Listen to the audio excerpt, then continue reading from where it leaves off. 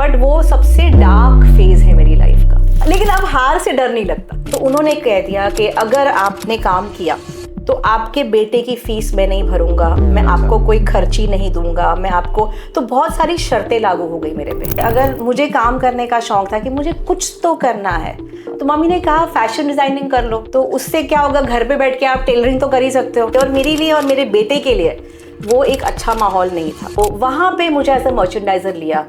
तो वो पहली जॉब थी जहाँ पे मैंने मतलब आई थिंक 2.25 साल निकाले। मतलब मेरी लाइफ में जीरो जो है ना, zero has played a very big thing. ये 2 जॉब है जो कि फीमेल को रिकमेंड किया जाता है। अभी थोड़ा सा आया है कि बीटेक एंड ऑल, वो भी, बट आपको आसपास के कॉलेजेस में करना है, आपको बाहर नहीं जाना है। ये जो पेरेंट्स जो अपनी बेटे को बेटियों को नहीं पढ़ाते हैं, ये एक्चुअली आगे जाके इसे खड्डे खोद रहे हैं। और एक अगर पिता, माँ और पिता अगर अपने बच्चे को आत्मनिर्भर नहीं बना सकते, तो क्या वो अपने माँ बाप होने का फर्ज निभा रहे हैं? Hope for the best but prepare for the worst. लेकिन उनको वो है ही नहीं कि हमको हेड द डिपार्टमेंट बनना है। तो कहीं ना कहीं औरतों को भी अपने आप को एक लीप लेना है कि नहीं, हमारे अंदर वो लीडरशिप क्वालिटी आ सकती है, आप काबिल हो। काबिल बन जाओ तो कामयाबी तो मिल ही जाएगी। फीमेल नहीं है, मेल भी है। Men also go through harassment, men also go through toxic environment. वहाँ पे अच्छी पोजीशन में थी, जॉब छोड़ा and now into writing and coaching. Right. So ये कहाँ से ख्याल आया? नमस्कार, मैं हूँ सर्वेश सिंह और स्वागत है आपका द राइजिंग भारत शो में। इस मंच से हम साझा करते हैं ऐसी कहानियों को, ऐसे किस्सों को जो न हमें केवल प्रेरणा देती है बल्कि यह विश्वास दिलाती है कि हमारे सपने, हमारे लक्ष्य और हमारी कामयाबी हमारी किसी भी परिस्थिति से बड़ी हो सकती है। आज के पॉडकास्ट में हमारे साथ बहुत ही खास मेहमान है मिस वीरीन सी, जिन्होंने अपने पर्सनल और प्रोफेशनल लाइफ में खुद को बार बार रीइन्वेंट किया है।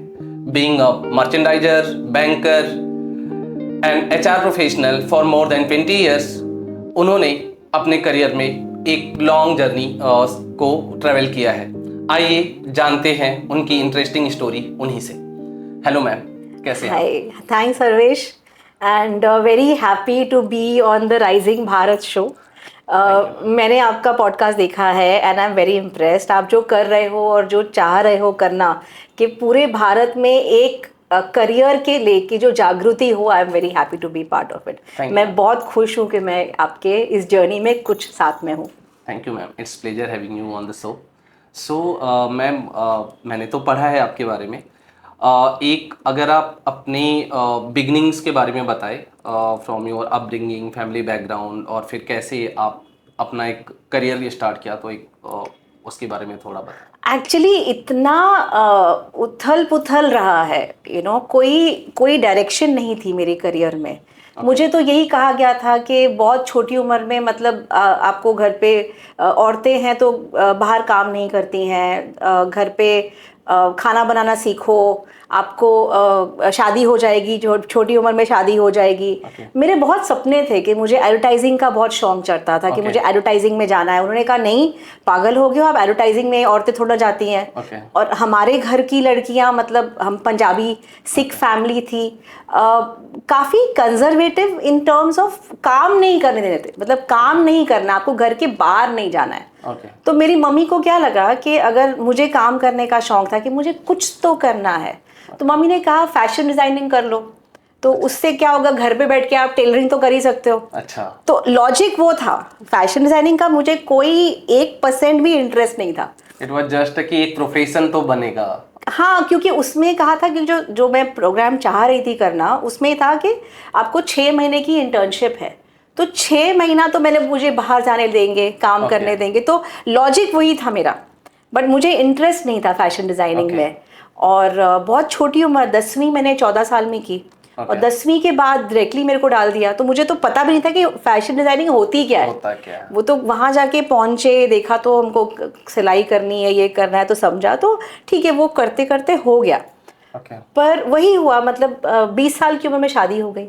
और 20 साल की उम्र में शादी हुई, 22 में मेरा बेटा हो गया। मेरी जो एजुकेशन थी, क्योंकि फैशन डिजाइनिंग की, तो ग्रेजुएशन भी मैंने कंप्लीट नहीं की थी, क्योंकि वो कॉरेस्पॉन्डेंस कर रही थी। अच्छा, आपका बैचलर्स भी कॉरेस्पॉन्डेंस है? हाँ, वो भी कॉरेस्पॉन्डेंस एसएनटी से मैंने किया है। तो मतलब फैशन डिजाइनिंग भी एसएलटी से था और ये भी वहाँ पे था, सेम उनका ही एक अलग से यूनिट था वहाँ पे फॉर। तो वो तो मेरे जो लास्ट के जो 2 साल थे वो मैंने एग्जाम शादी के बाद दिया। तो मेरा मतलब हर चीज़, और तो मुझे शौक नहीं था। मैं तो एक बार पता है जब शादी हो जाती है तो औरतें क्या सोचती हैं, कोई बात नहीं, नहीं हुआ तो ग्रेजुएशन तो क्या, शादी तो हो ही गई। आई थिंक मैं बहुत ग्रेटफुल हूँ मेरी माँ की। उन्होंने बोला चाहे कुछ भी हो जाए तूने ग्रेजुएशन ख़त्म करनी है। अच्छा। हाँ, तो मेरा शौक मतलब मेरे को बिल्कुल, एक शादी के बाद इंसान पता छोड़ दो, कोई बात नहीं, शादी तो हो गई, अभी हो गई है, अब तो हो गई। मेरी मम्मी ने कहा कुछ भी हो जाए तो तुमको ग्रेजुएशन तो करनी है। वो 2 साल मेरी मम्मी ने मेरे बहुत पीछे लगी एंड उल्टा सेकेंड ईयर तो मैं मतलब लास्ट ईयर मैंने final, I was also pregnant, मेरे कॉम्प्लिकेशंस थे, सब था। मेरी मम्मी 3 घंटे बाहर बैठती थी एग्जाम के टाइम पे, क्योंकि मेरा बीपी लो हो जाता था, मैं फेंट हो जाती थी। तो मम्मी सैंडविच लेके, थम्स अप लेके कि बाहर बैठिए कि चलो कोई बात नहीं एग्जाम देना है। मतलब उस सिचुएशन में मैंने अपने एग्जाम दिए और लकीली मैं पास हो गई। लेकिन वो मैं आज तक ग्रेटफुल हूँ, क्योंकि जब 6 साल शादी को हुए मालूम पड़ा कि मैं इस शादी में और नहीं निकाल सकती, क्योंकि वो अपने आप को जैसे खाली करने वाली बात हो गई। आप हर जगह एडजस्ट कर करके और मेरे लिए और मेरे बेटे के लिए वो एक अच्छा माहौल नहीं था। तो मुझे जब चेंज करना पड़ा और मैं आई, मैं इतना ग्रेटफुल थी, थैंक गॉड कि मेरी ग्रेजुएशन हो गई थी। तो 2002 में मेरी आई सेपरेटेड और मैंने इमीडिएटली 2 महीने में अपना MBA फ्रॉम कॉरेस्पॉन्डेंस का पेपर भरे, क्योंकि मेरे पास ग्रेजुएशन थी। तो आपने फिर वो उसके लिए फिर से कॉरेस्पॉन्डेंस के थ्रू किया? हाँ, तो वो किया और साइड बाय साइड मेरे को एज अ टीचर जॉब लगी इन फैशन डिज़ाइनिंग, क्योंकि वही आता था और तो कुछ किया नहीं था पहले। तो एक कॉलेज था कैम्ब्रियन कॉलेज, वहाँ पे मुझे एज अ टीचर लिया गया। बट वो सबसे डार्क फेज़ है मेरी लाइफ का, क्योंकि आप सोचो जब आप ऑलरेडी सोच के आए हो, अभी आप सेपरेटेड थे, तभी डिवोर्स का था नहीं इतना, पर डिप्रेशन थी, सुबह उठने नहीं होता था, लगता पता नहीं क्या हो रहा है, दिमाग क्या चल रहा है, मुझे नहीं आइडिया था। तो उस सिचुएशन में साइड बाय साइड पढ़ाई भी चालू करना फिर से, और बेटे को भी देखना, और करियर भी मतलब वो जॉब करना, तो वो जॉब मेरी अच्छी नहीं गई। तो वो 6 महीने, एक सेमेस्टर मुझे निकाला, तो मैंने निकाला और फाइनली मैंने कहा कि नहीं, आई विल नॉट कंटिन्यू। तो मेरा वो सबसे मतलब बड़ी एक फेलियर थी, क्योंकि वो मैंने आई वॉज नॉट सक्सेसफुल। तो 6 महीने की जो एज अ टीचर थी, तो वो एक फेलियर थी, क्योंकि वहाँ पे सक्सेसफुल नहीं हो पाई। उनको भी लगा कि नहीं, ये यहाँ पे शी विल नॉट एडजस्ट।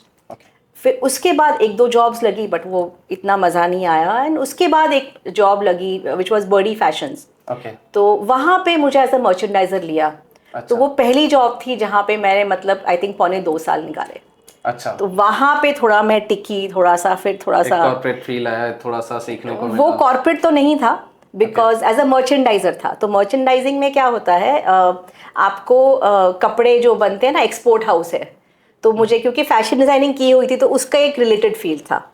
तो वहाँ पे मैंने 2.25 साल किया, और उसके बाद मैंने थोड़े से पैसे जोड़े, फिर एक बुटीक चालू की घर से, कि साइड बाय साइड चलो एक बुटीक कर लेते हैं। और तभी डिवोर्स का भी सब चल रहा था, तो बहुत डिस्टर्बेंस थी मन में, तो कहा कि घर से कर लेती हूँ कोई चीज़।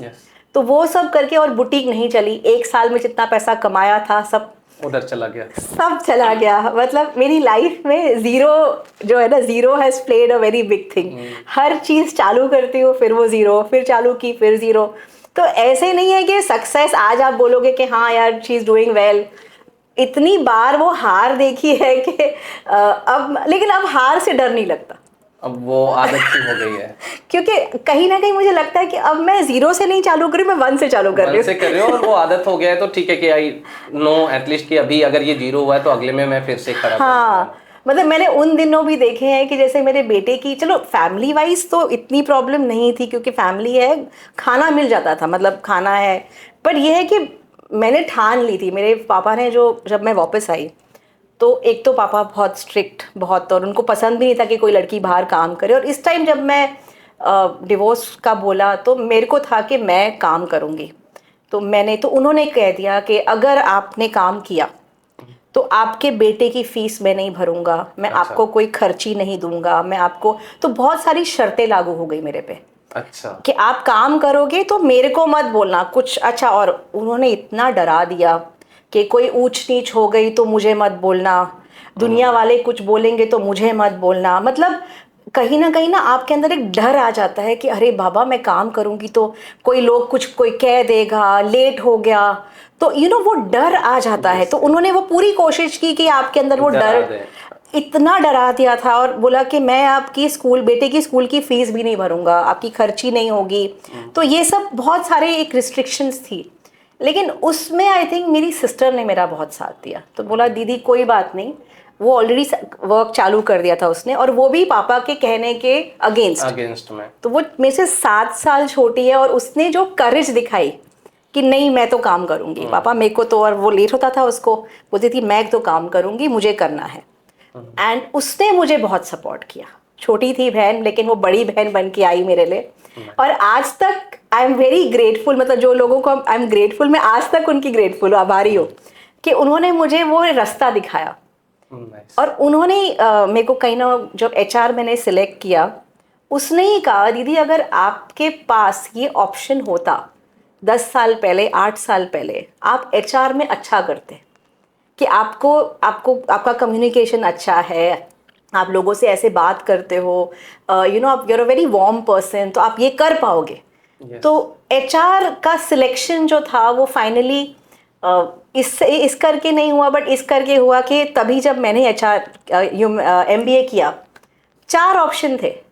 फाइनेंस जो मुझे आता नहीं है, आईटी था जो मुझे समझ नहीं आती है, मार्केटिंग था जो कहीं ना कहीं घर वाले बिल्कुल ही नहीं मानेंगे कि आप एक सेल्स जॉब कर लो, तो मार्केटिंग में वही था कि तो सेल्स जॉब है। तो बचा क्या, एचआर। अच्छा। तो मुझे बाय डिफॉल्ट मैंने एचआर सिलेक्ट किया कि चलो एमबीए तो करना है, और वो मैंने सिम्बायोसिस जो है डिस्टेंस लर्निंग वहाँ पे किया, और साइड बाय साइड अपनी काम चालू किया। Nice. तो पापा ने फर्स्ट फीस भरी, जो मेरे बेटे की पहली फीस थी वो भरी। उसके आगे उन्होंने ठान ली थी और उन्होंने एक भी फीस नहीं भरी। And I didn't want also, मेरे अंदर भी जिद आ गई कि अब मैं बेटे की फीस खुद भरूंगी। और उसके बाद मैंने हर एक, मतलब मुश्किल होती थी, बहुत टाइम देखे, जोड़ती रहती थी पैसे पर मैंने फीस भरी। तो मुझे पता है कि मैंने अपने बेटे के सारे खर्चे, सारी उसकी जो एक्स्ट्रा करिकुलर एक्टिविटीज़ है, सब कुछ है, मैंने अपनी खुद किया है। तो मुझे वो पता है। नाइस। ठीक है, काफ़ी चैलेंजिंग है, अप्स एंड डाउन्स हैं। हाँ। जहाँ तक ये अभी आपने बताया कि फैमिली का क्या रोल रहा है या कैसे रहा है, जहाँ पे वो समझ में आया मुझे कि एक कभी ना कभी फैमिली भी आपके करियर में या आपके लाइफ में एक हिंड्रेंस का रोल प्ले कर जाती है, जाने अनजाने में। भले वो हो सकता है बीइंग अ फादर उन्होंने आपके लिए अच्छा सोचा हो, बट अगर आपके करियर पॉइंट ऑफ व्यू से सोचा जाए, जो आपकी सिस्टर ने भी बोला कि अगर आपने पहले वो चीज़ें डिसाइड की होती कि आपको एचआर में जाना है, आपका एक रेदर देन कि having a distance learning for graduation and post graduation, अगर आपका वो कॉलेज से जा करके होता था, प्लेसमेंट होता, तो शायद आपका करियर और अच्छे जगह पे जाता और जल्दी आप ग्रो कर सकते थे।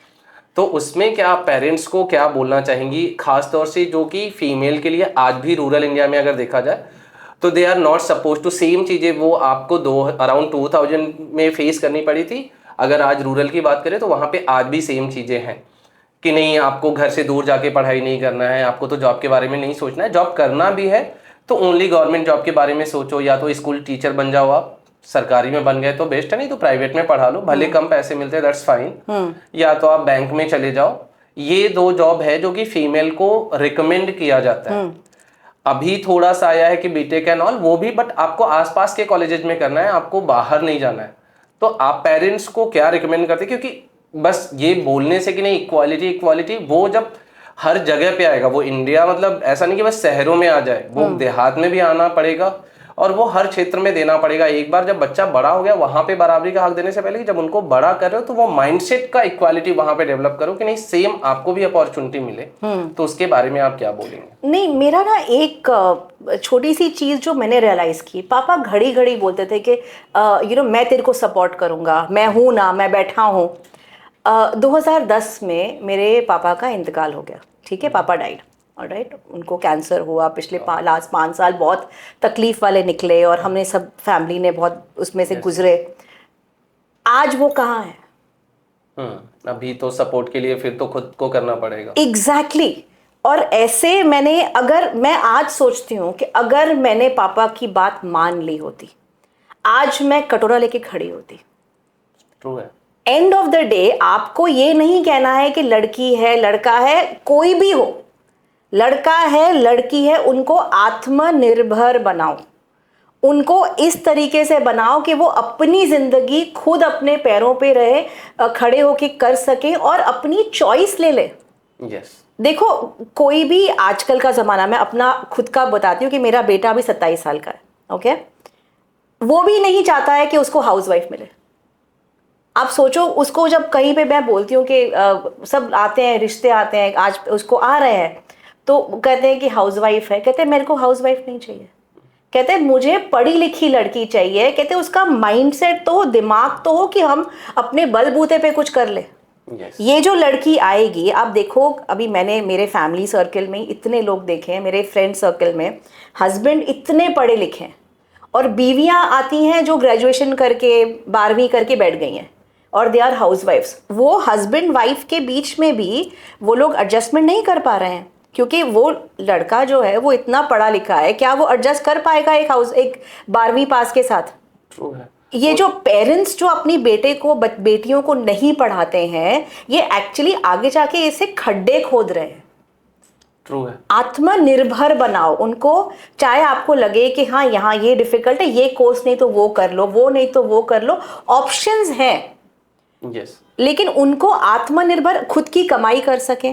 ठीक है, मैं एचआर में थी, आई रिमेम्बर एचआर में हम थे, तो एक जेएम में थी, तो वहाँ पे एक एम्प्लॉय की मतलब उसकी डेथ हो रही थी, उसका एक पता नहीं कुछ तो प्रॉब्लम आई और लिवर फेलियर ऐसा कुछ चल रहा था, तो उसकी डेथ हो रही थी, तो सबको मान था कि नहीं बचेगा। उसकी बीवी was just a 10th pass.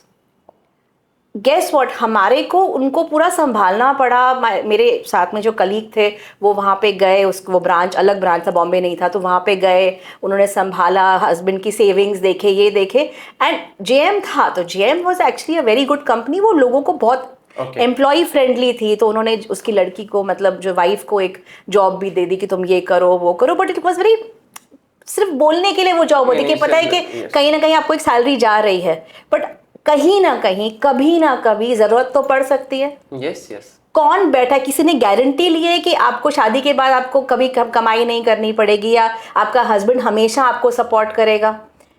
Everyone आत्मनिर्भर, चाहे जो मर्जी करो, घर बैठ के करो, बाहर जाके करो, बट आत्मनिर्भर। और एक अगर पिता, माँ और पिता अगर अपने बच्चे को आत्मनिर्भर नहीं बना सकते, तो क्या वो अपने माँ बाप होने का फर्ज निभा रहे हैं? मैं उनको पूछती हूँ। ट्रू है। कहीं भी कभी भी आपके बच्चे को अगर वो तकलीफ आएगी, मतलब कहीं ना कहीं आपने अपना काम नहीं किया है, वो आपकी जिम्मेदारी थी और आपने उसको सही से नहीं निभाया। सही है। आज मैं घर जो है वो मैं चला रही हूँ, ठीक है, मेरी माँ है, उनकी सेविंग्स हैं, बट हाँ ठीक है, घर मैं चला रही हूँ।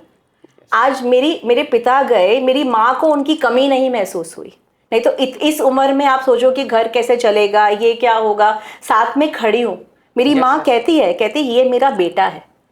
Yes yes. वो इतने रिस्पेक्ट से कहती है, और आज मेरी माँ अपनी जिंदगी इंजॉय कर रही, क्यों?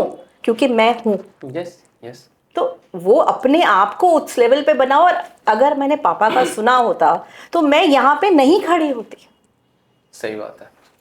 नहीं तो मेरा वही था कि मतलब पेरेंट्स का जो रोल है वो दोनों के लिए सिमिलर है। ऐसा नहीं कि बस बेटे को पढ़ाना है, बेटे को बड़ा करना है। और जो आपने बोला कि गारंटी किसी की भी नहीं है, हम सब एक्सपेक्ट करते हैं, और कहा भी गया है कि नहीं, hope for the best but prepare for the worst. कि अगर कभी ऐसा जरूरत पड़ा कि नहीं, आपको खुद को अपने से अपने खर्चे चलाने, अपने परिवार का पालन पोषण करना है, तो उसके लिए आपको, जब आप 10वीं 12वीं में, उस टाइम से सोचना पड़ेगा, उस तरीके की पढ़ाई करनी पड़ेगी, उस तरीके के करियर ऑप्शंस ढूंढने पड़ेंगे। सो आपका जो एक तरीके से जो मैसेज था वो बहुत ही क्लियर था कि अगर नहीं सही से पढ़ा रहे हो, या आज वो अपॉर्चुनिटी उनके लिए नहीं खोज रहे हो, या उनको नहीं खोजने दे रहे हो, तो आप उनके लाइफ में, उनके फ्यूचर में एक खड्डा खोद रहे हो जिसमें कि वो कभी भी गिर सकते हैं। ऑब्वियसली।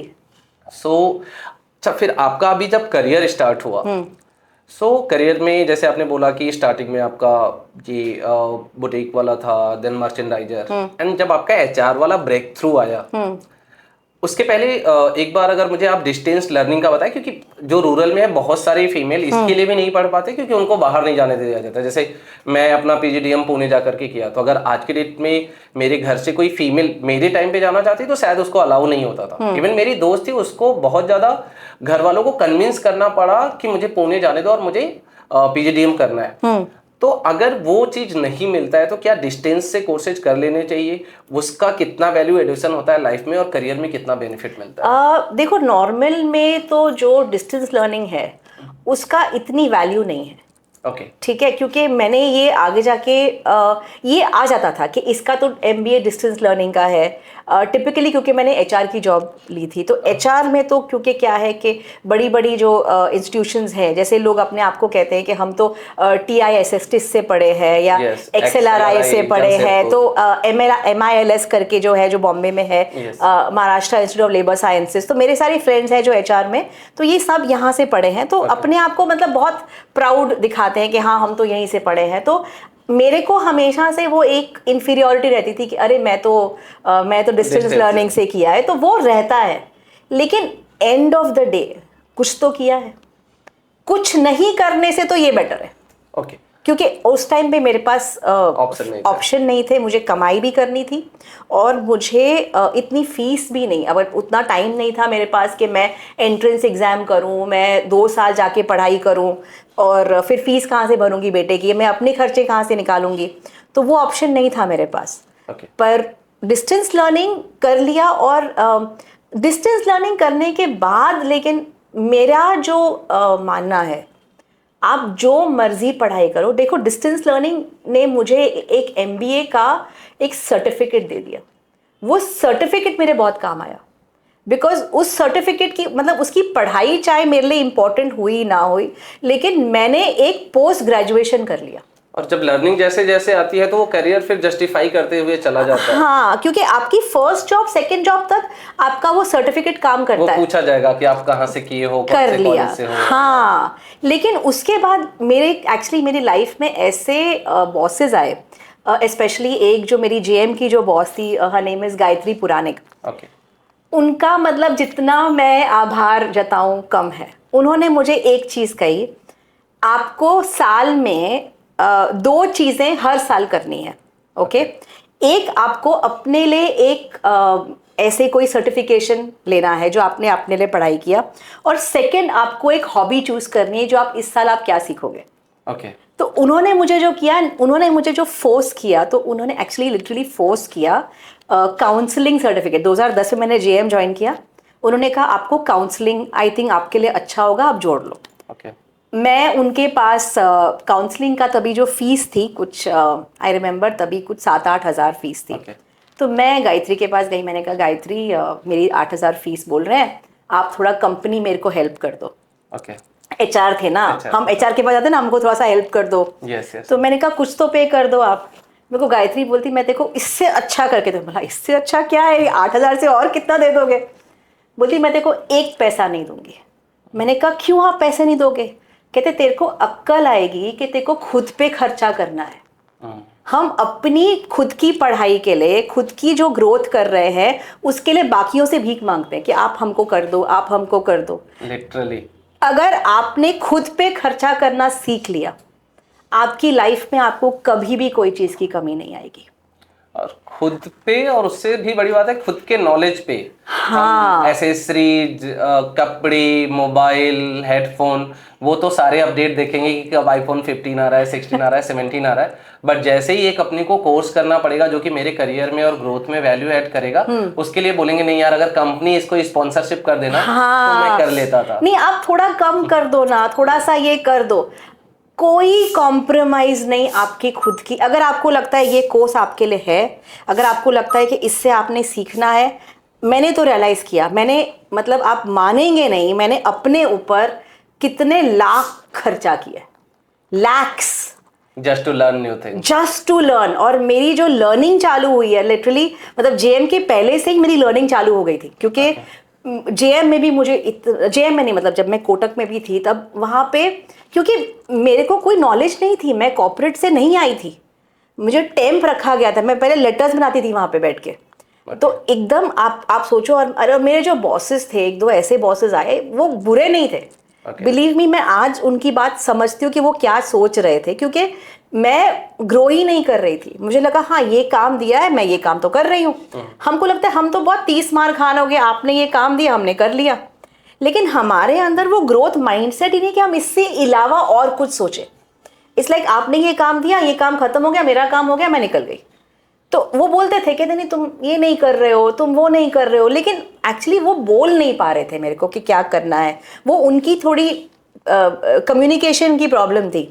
लेकिन उन्होंने जो ये जैसे तो चिंगारी लगा दी, मैंने कहा नहीं तुम, अब मैं देखो मैं क्या बन के दिखाती हूँ। तो वो जो मेरे अंदर आया और आई सेड नहीं अब मैं, आप देखो। और उस दिन के बाद आया, मैंने वापस मुड़ के नहीं देखा। मतलब मेरे को हर जॉब सामने से ऑफर आती थी। मैंने कोई जॉब के लिए अप्लाई नहीं किया। तब से ऐसे ग्रोथ आई मेरी लाइफ में। आप सोचो कि मैंने जहाँ पे टेम्पररी ज्वाइन किया था कोटक में, टेम्प, ठीक है, 7,500 8,000 तनख्वाह पे ज्वाइन किया था महीने की। और मैं 9.5 साल 10 साल में वाइस प्रेसिडेंट बनी हूँ। और मैंने एचआर डिपार्टमेंट की हेड बनी हूँ मेरी एक कंपनी में। सो वो जो ग्रोथ है, मुझे समझ में आता है कि लीडरशिप किसको बोलते हैं, कि पहले अपने पे काम करना है। सिर्फ काम करके कि आपको बॉस ने दिया, आपने ये किया, उससे आप कभी भी एक लीडर नहीं बन पाओगे। मैं उसको लेबर माइंडसेट बोलता हूँ। हाँ। थोड़ा सा हायर सेंटेंस है, बट जो मतलब मेरे साथ काम किया वो रिलेट कर पाएंगे। हाँ। मैं बार बार बोलता हूँ कि अगर आप अपने दिन का काम, जो कोई भी बोल रहा है, आपका कलीग बोल रहा है या मैनेजर बोल रहा है या सुपर बॉस बोल रहा है, अगर वो बताया हुआ काम कर रहे हो तो you are not doing more than a labour. वो भी वही काम करता है जो उसको बताया जाता है। आप भी वही काम करें, वो बस वो थोड़ा सा हार्डवर्क वहां पे ज्यादा है, यहाँ पे आप ऑफिस में एसी में बैठ के कर रहे हो, बट काम वही कर रहे हो। जब तक आप नहीं सोचोगे कि मुझे कैसे क्या करना है, what challenging work I am doing in a day, जिससे कि मैं कुछ नया सीख रहा हूँ या सीख रही हूँ और कुछ कर रही हूँ, तब तक आप ग्रो नहीं करोगे। फिर तो आपको लाइफ टाइम एक मैनेजर लगेगा ही लगेगा, क्योंकि आप बताए हुआ ही काम करने वाले हो। अरे मैं तो बिजनेस, मेरे पास जब आते हैं कोचिंग के लिए, मेंटरिंग के लिए, तो एम्प्लॉयज़ भी बहुत आते हैं। क्योंकि वो जब एक लाइफ में ना एक जगह पे अटक जाते हैं, फिर बोलते हैं अब क्या, अब तो कुछ और दिख ही नहीं रहा, हम तो कंफ्यूज्ड है, हमको मज़ा नहीं आ रहा है। क्योंकि और लोग उनको कह रहे हैं कि आप कुछ नहीं कर पा रहे हो, आपका ये नहीं हो रहा है, और कंप्लेन कर रहे हैं कि टॉक्सिक इन्वायरमेंट है, बॉस गुस्सा करता रहता है, ठीक है। तो ऐसे भी लोग आते हैं, और ऐसे भी आते हैं जो बिजनेस चला रहे हैं, खुद का बिजनेस है लेकिन अटक रहे हैं। वो बोलते हैं हमको समझ नहीं आ रहा इसके आगे करना क्या है। तो जब उनको हम करते हैं, और मैं इवन बिजनेस ओनर्स को बोलती हूँ, अगर आप वैसे कि आपने एक अपनी टीम को बनाया है कि जहां आपको ही हर काम करना है, तो आप ओनर नहीं हो, आप एम्प्लॉय हो। आप एम्प्लॉय हो लिटरली। क्योंकि आपको भी 8 घंटा 10 घंटा में बैठ के करना है रोज, तो आप भी तो एक एम्प्लॉय बैठे हो। तो जब तक आपको तो, बट ये है अपने पे जो जितना काम करना पड़ता है, और ये आसान नहीं है। हमारे लिए भी वही 24 घंटे है। हमने भी ऑफिस जाना था, साथ में घर आके मैं बैठ के काम करती थी। मैं रात को अपना लेट बैठ के अपनी पढ़ाई करती थी, ठीक है। सैटरडे संडे मेरे क्लासेस होते थे, मैं उसको ले जाती थी। तो ऐसे नहीं कि हमारे लिए वो हम आराम से हमको चीज़ मिल गई, नहीं। वो दिन नहीं देखे जहाँ बैठ के होमवर्क किया। मेरे 2 साल का MBA मैंने लेकिन 3 साल में ख़त्म किया, क्योंकि तीसरे साल मेरे पढ़ाई, वो मेरे असाइनमेंट्स ही ख़त्म नहीं हुए थे। अच्छा। 2 साल का मैंने 3 साल लगाए, बट 3 साल में तो हो गया। तो हो गया, यस। वो छोड़ा नहीं कि नहीं चलो अभी ये टाइम नहीं मिल रहा है या जॉब लग गया तो छोड़ देते हैं। हाँ नहीं, और वो एक चीज़ मेरे साथ रही है, मैंने जब कोई चीज़ पकड़ी है ना, उसको फिर छोड़ा नहीं। ये तो करना ही है, और वो करके, और आज भी देखो तो पॉडकास्ट है, ये आई एम डूइंग। तो लोग मुझे बोलते हैं कि आप इस एज पे आप ऐसे कर रहे हो। मैंने कहा हाँ मुझे नहीं आता है, जैसे अभी मैं डिजिटल मार्केटिंग वगैरह पे कर रही हूँ फोकस। लोग बोलते हैं कैसे कर रहे हो, ऐसा नहीं है, मैं छोड़ती नहीं हूँ। छोड़ते थोड़ा थोड़ा आस्ते आस्ते करके कुछ तो सीखेंगे, कुछ तो। मेरे माइंड को अगर मैंने आज सीखना बंद कर दिया, मेरा मन जो है, मेरा दिमाग जो है, वो बिल्कुल बंद हो जाएगा। ट्रू है। मुझे वैसा नहीं बनना है कि जो मतलब 50 साल 60 साल की उम्र में अभी ब्लैंक बैठे, अब करना क्या है, बस रिटायर करना है। मुझे रिटायर नहीं करना है। मुझे 70 80 90 साल तक अगर मैं ठीक हूँ, मुझे काम करना है। Nice. मेरी रिटायरमेंट एज कभी, रिटायरमेंट आ गई मतलब मेरा दिमाग बंद होगा तो रिटायर करूँगी, मतलब नहीं करूँगी। I am very clear on that. Nice.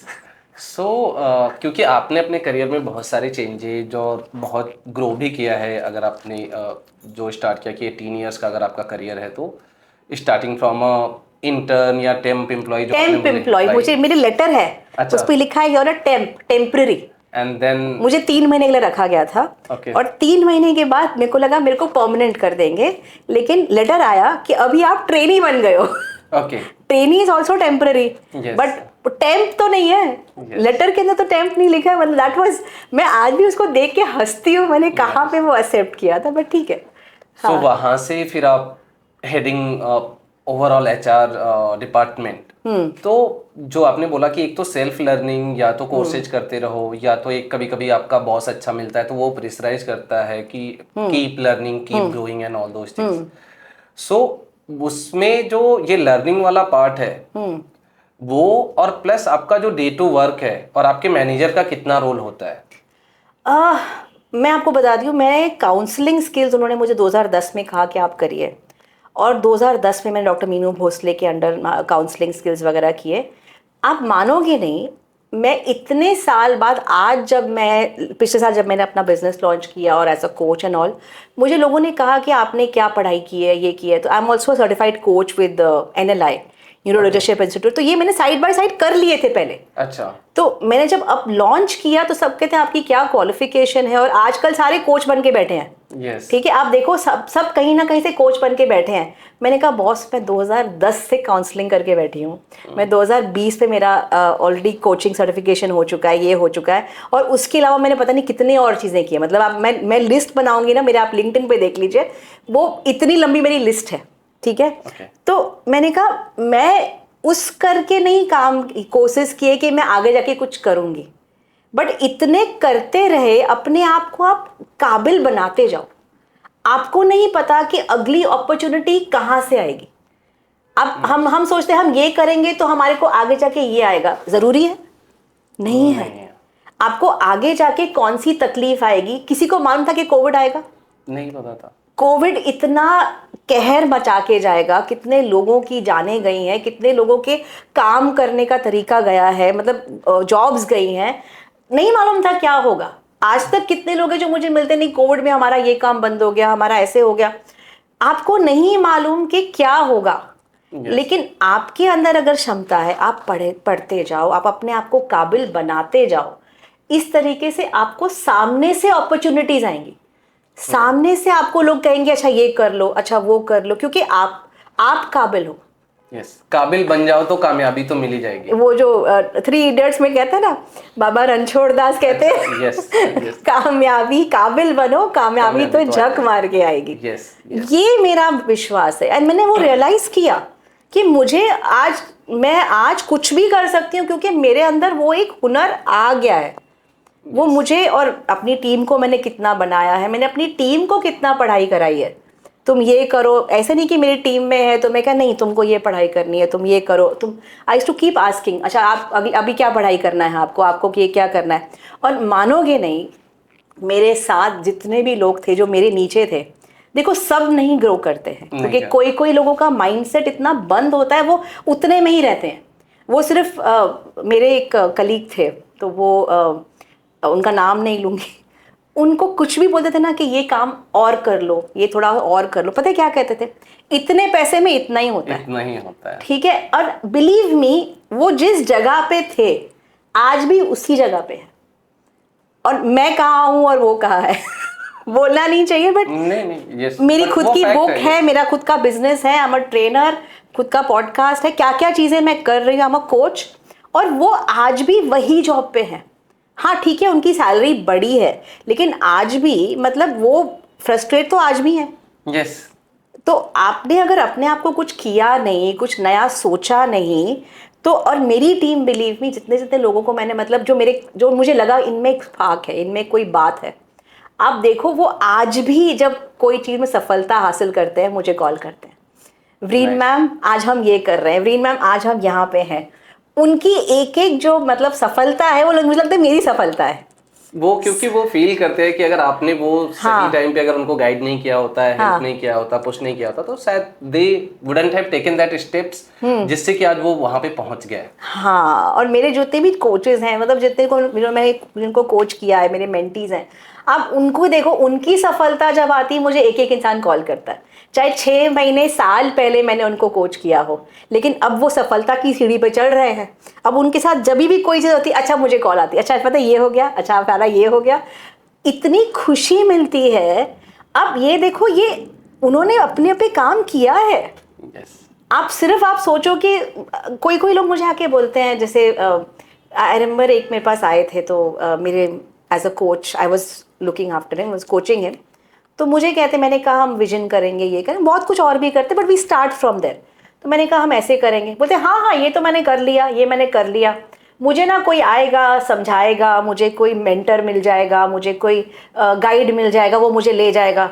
मैंने कहा कोई नहीं मिलने वाला है, आपको खुद पे काम करना है। आपको कौन आके, कोई खाली सिंहासन पड़ा है, मैं आपको बोल दूं, ठीक है सर्वेश, खाली सिंहासन है, आ जाओ राजा बन जाओ, कोई करेगा? नहीं करेगा, ऐसा कहाँ होता है, कहीं नहीं होता है। ये लोगों को ना गलत फहमी है कि हम कुछ किए बगैर हमको एक, अरे जिनको लॉटरी भी निकलती है ना, अगर उनका वो अंदर का उनका एटीट्यूड नहीं है, उनकी अगर वो लायकता नहीं है, लॉटरी के पैसे भी जाके 2 साल बाद देखो वो कहाँ है, सब खत्म। जब तक आपके अंदर वो हुनर नहीं है और आपके अंदर एक वो है नहीं ताकत कि हाँ मुझे अपने आप को बनाना है, तब तक दुनिया भी आपको नहीं बनाएगी। सही बात है।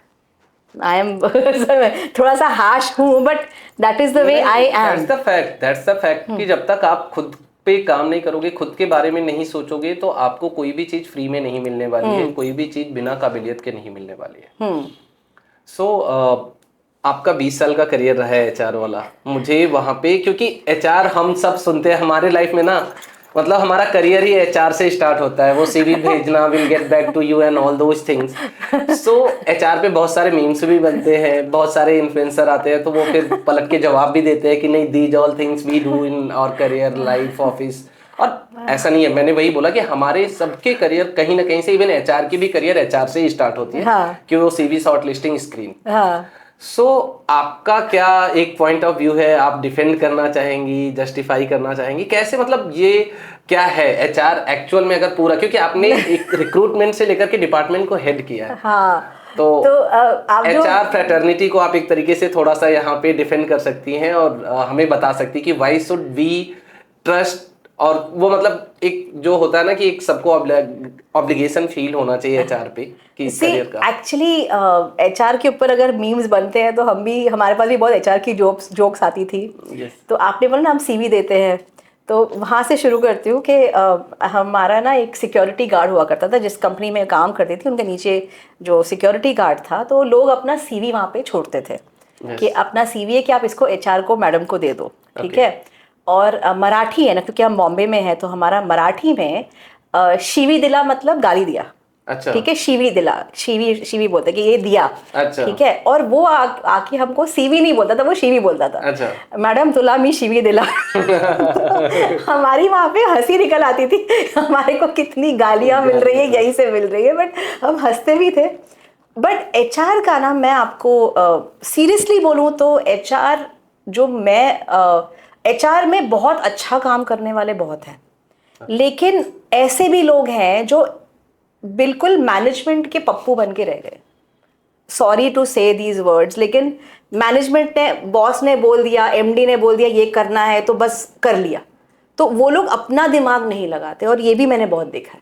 अच्छा। तो एचआर जो है, जो मैंने बहुत अच्छे लोगों के साथ काम किया है और ऐसे भी प्रॉब्लम वालों के साथ भी काम किया है, तो दोनों सगा आई कैन कंप्लेन, मतलब मैं कंपेयर कर सकती हूँ। लेकिन जो अच्छे बॉसेस थे, जो एचआर के हेड्स थे, उनका एक विजन होता था कि नहीं, और वो आपके लिए लड़ लेते थे मैनेजमेंट के साथ कि नहीं ये सही नहीं है, ये ठीक नहीं है, क्योंकि वो उनको लगता था कि ह्यूमन रिसोर्सेज ना, हम इंसानों को डील कर रहे हैं, हम ये मशीनों को डील नहीं कर रहे हैं। तो वो उतने लेवल पे वो लोग बॉस के साथ फाइट करते थे कि मैनेजमेंट के साथ कि नहीं ये ठीक नहीं है, ये हमको डिपार्टमेंट को इसको ऐसे तरीके से करना है, या इसको बोलते थे, मैनेजमेंट बोलता था कि हाँ 20 लोगों को निकाल दो, नहीं हम नहीं निकालेंगे सर, हमको इसको ऐसे, इनको हम लोग दूसरे डिपार्टमेंट में ट्रांसफर करते हैं, इनको चॉइस देते हैं। सो इंडिया में, बाहर के देशों में ना बहुत आसान है, इनको निकाल दो, इनको पिंक स्लिप दे दो, लेकिन इंडिया में हमारी जो जॉब है, वो लोगों की जॉब उनकी सेल्फ रिस्पेक्ट पे आती है। आपको अगर किसी को निकालना है तो आपको ध्यान रखना है कि ये इंसान टूट तो नहीं जाएगा, क्योंकि यहाँ पे वो तो नहीं है कि हस्बैंड भी कमा रहा है, बीवी भी कमा रही है। कितने घरों में तो देखा है कि पूरी फैमिली का एक ही सपोर्ट है। यस। तो ये जो चीज़ है इंडिया में हमको, मतलब भारत में हमको इतना ध्यान रखना पड़ता है इन चीज़ों के बारे में। लाइक मेरे सामने मैंने इसके ऊपर एक वीडियो भी बनाया था बाय द वे, रिजिलियंस के ऊपर। एक लड़का था, वो इतना पढ़ा लिखा था, मतलब वो आईआईटी से निकला था, हमने आईआईटी कैंपस से जाके उसको लिया था। ओके। वो इतना पढ़ाकू था, इतना पढ़ा लिखा था, लेकिन वो जॉब नहीं कर पा रहा था। वो जॉब में परफॉर्मेंस नहीं थी उसकी। तो मुझे कहा गया कि इसको आप कह दीजिए कि आप इसको कि ये 1 महीने की सैलरी लेके ये निकल जाएगा, ठीक है। और अब उसको मेरे को, मतलब शुरू में मेरा नवा वो एक रोल आया था सीनियर, मेरे को प्रमोशन मिला था कि अभी ये हैंडल करना है। मैंने हैंडल किया और मैंने देखा कि लड़का टूट गया, बिल्कुल रोने लग गया। मैं क्या बोलूँगा, मैं अपनी फैमिली को क्या बोलूँगा, मैं क्या मुंह दिखाऊंगा। एंड इतना मैं डर गई, मैं क्या कुछ कर तो नहीं बैठेगा ये लड़का। आप देखो एचआर ऐसे तो नहीं है, यहाँ पे ये सब चीज़ें एचआर पे आती हैं। Yes yes. और हमको ये हैंडल करना पड़ता है, दिखता नहीं है, ये सब चीज़ें दिखती नहीं है। लेकिन बिलीव मी, उस दिन मतलब वो रात को मैं सोई नहीं होंगी। मैंने उस लड़के के जो रूममेट्स थे उनसे बात की, मैंने कहा इसको अकेले मत रखो। मैंने उनको बोला इनकी फैमिली को कॉल करो बोलने के लिए कि ये हो गया, क्योंकि ये तो छुपाएगा और कुछ कर लेगा, कुछ गड़बड़ तो मैंने कहा उनको बोलो बात करने के लिए। फिर मैंने उसको बोला, मैं कहा देख तेरे में इतनी और क्वालिटीज़ हैं, तो आप ये भी कर सकते हो, आज वो भी कर सकते हो। इतने लेवल पे उसको संभाला, उसके फैमिली को मतलब बात की, उसके जो कलीग्स थे, फ्रेंड्स थे, उनसे बात की, सब ने उसको सपोर्ट किया। बिलीव मी, वो लड़का आगे जाके उसने अपना MBA किया वन ऑफ द IIM से, और आज एक IIM इंस्टीट्यूट में वो पढ़ाता है। अरे वाह। उससे काम नहीं हुआ लेकिन वो प्रोफेसर बन गया ना। Yes yes. He was brilliant.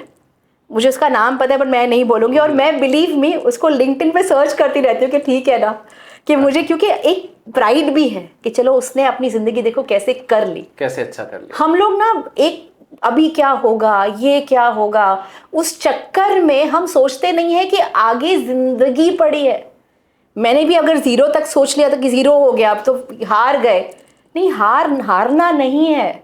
हार के आगे कितना संसार बड़ा है, आपका वो नहीं है। तो HR जो है, एक्चुअली में देखा जाए तो HR का ये काम है, उनको दूसरों के अंदर कि उनकी अच्छाई क्या है, ये और क्या कर सकते हैं, ये उभर के निकालना है। तो HR कहीं ना कहीं, आई फील HR आज जो मैं देख रही हूँ वो सिर्फ रिक्रूटमेंट तक ही रह गए। रिक्रूटमेंट कर रहे हैं, लेटर दे रहे हैं, लेकिन आगे जाके उनको जो डेवलप करना है वो उतना लेवल पे नहीं हो रहा है जो मैंने देखा है।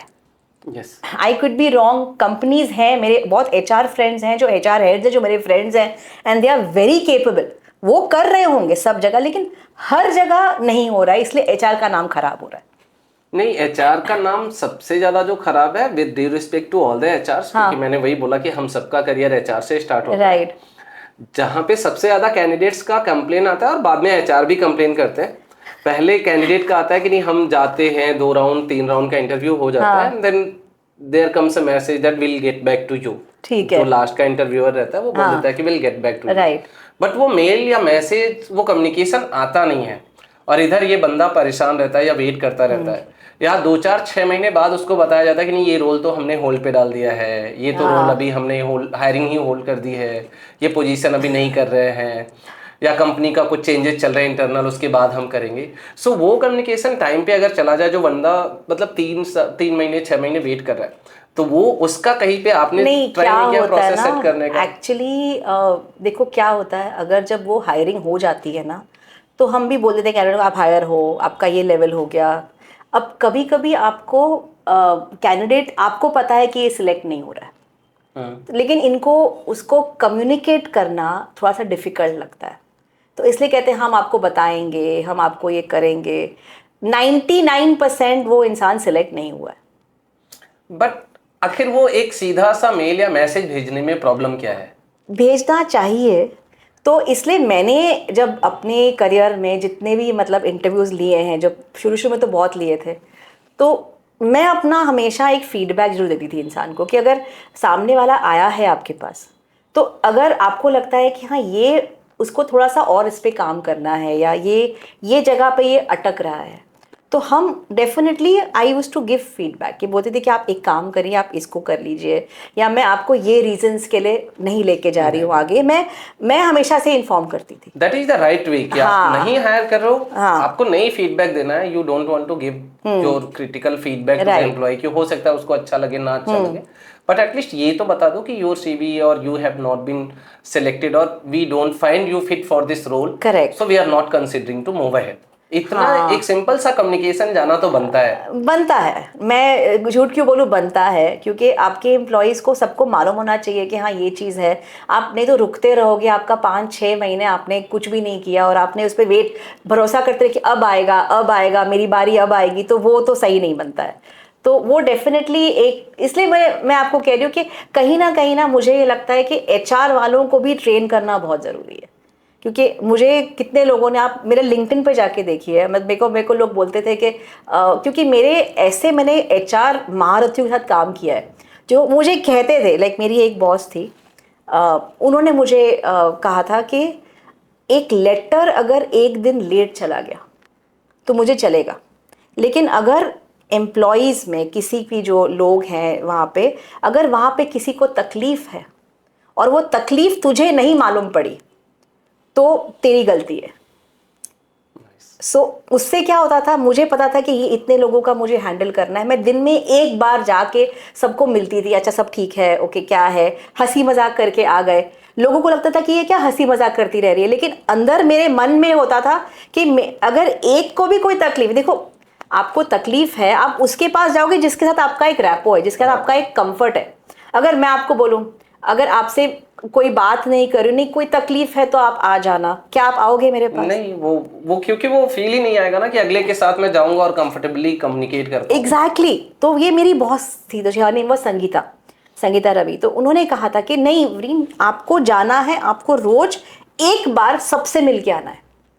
और उस तरीके से, मतलब ऐसे मुझे एचआर के लोग मिले जिन्होंने मुझे इतना गाइड किया, और वो आई थिंक वो आज तक मेरा है कि, अब छोटी सी बात है, मैं क्रोमा में गई और क्रोमा में मुझे एक एम्प्लॉय, मतलब वहाँ पे जो सेल्समैन थे, एंड बिलीव मी वहाँ पे कोई उसके पास जा नहीं रहा था। छोटी सी बात थी, ये काफ़ी साल हो गए अभी। तो मैं वहाँ पे गई तो मैंने देखा एंड मैंने नोट किया कि उसकी मतलब बॉडी ओडर आ रहा था। ओके, तो अब उसको किसी ने रियलाइज ही नहीं कराया कि तेरे को बॉडी ओडर आ रहा है, कुछ छोटी सी बात थी, छोटी सी बात है, ठीक है। और मैं देख रही थी कि वहाँ पे वो जरा अकेला खड़ा है और कोई साथ में खड़ा नहीं, लोग उसके ऊपर हंस रहे हैं, जो क्रोमा के खुद के एम्प्लॉय हंस रहे हैं। जब मैं रियलाइज़ किया, लड़का बहुत अच्छा था, he was a very sweet guy, तो मैंने उसको फिर आराम से, मैं कहा माइंड नहीं करो, मैं आपको एक चीज़ बोलूँ। बोला क्या? मैंने कहा एक डिओड्रेंट लो, आप रोज़ अपने अंडर आर्म्स पे मारो और आप आइए। मैं कहा हल्का सा बॉडी ओडर है, इसको आप संभाल लीजिए। ये मेरी एचआर की थिंग है कि आपको फीडबैक देना है उनको, और तरीके से, प्यार से, आराम से, ठीक है, अगले को ऑफेंड भी फील नहीं हो और प्रॉब्लम भी सॉल्व हो जाए। मैंने कहा देखो ये चीज़ है, इसका आप करोगे, आप रियलाइज करो, ये आपको रियलाइज नहीं हो रहा है, क्योंकि सुबह से शाम तक बेचारा अपना पैरों पे है, काम कर रहा है, तो स्वेट तो आ ही सकता है, इट्स अ नॉर्मल थिंग। तो मैंने कहा इसको आप ध्यान रखो, आप एक बैग में रख लो और आप कर लो, और आपका देखो कैसे है। बिलीव मी, अगली बार मैं जब गई क्रोमा में एंड मैं वही लड़का मेरे पास आया, he says ma'am thank you. आप देखो ये छोटी चीजें हैं, ये कर्टिसी है, ये सिर्फ एचआर नहीं है, हर इंसान कर सकता है। आप एक गिवर बनो, आप दूसरों को हेल्प करोगे, आपको तो चीज आ ही जाएगी। आपको तो दूसरों को हेल्प करते करते तो यहाँ पे पहुंचे। Yes yes yes yes. वो एक है कहावत इंग्लिश में, हिंदी में इस तरीके से है कि अगर आप दूसरों को फूल देते हो हाथ से अपने, तो सुगंध तो आपके हाथ में रह ही जाता है। सही है, ये मैंने नहीं सुना था। So it's like that only कि if you give flowers to others, तो fragrance remains in your hands.